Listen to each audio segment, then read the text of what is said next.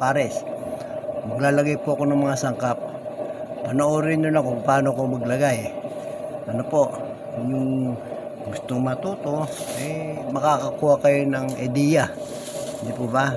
So, ito, umpisahan ko na po, mga idol. Tsaka good morning pala.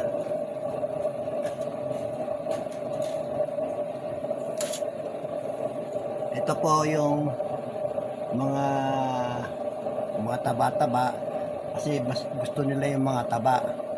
Yung customer na bumibili, naghahanap sila ng taba, ay lalagyan po natin. Ito na po yun, no?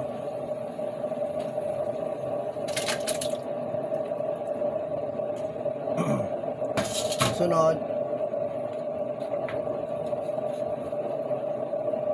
toyo. Toyo po, isang cup. Ayan. Di pa mapasama dun, ha. O, tapos na tayo dyan. Sunod, asin. Asin. Pampasarap. Limantakal po, limantakal. O, isa. Dalawa. Tatlo. Apat. Lima. Kita nyo? Lima na yan.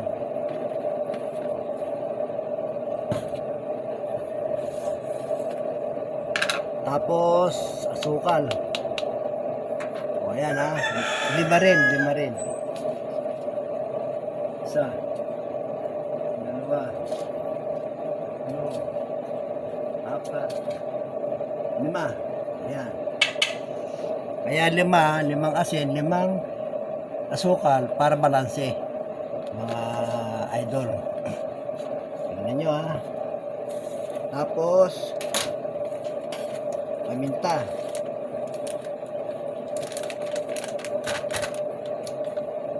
Paminta na durog. Durog po ito, ha. O, isang kutsara lang.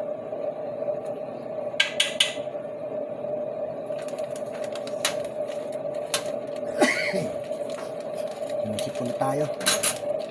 Tapos, star anise. Ano, ayun, no? Nababasa nyo ba? Ayun. Star anise.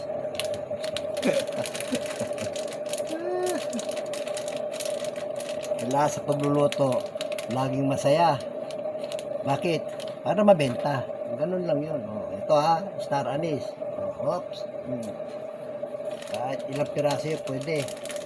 Yun na yung star anise, pampalasa po ito. Hindi na nga ako naglagay ng cinnamon, eh. Ito lang, okay na.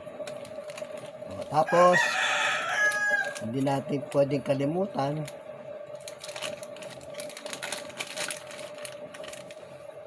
itong bechin. O, yun na, konti lang, oh.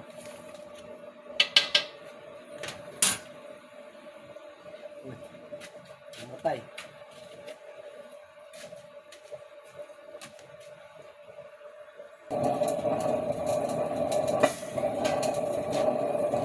Ito, nalimutan ko.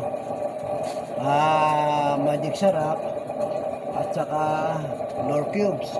Beef, ito. Lagyan ito natin dyan. Ayan.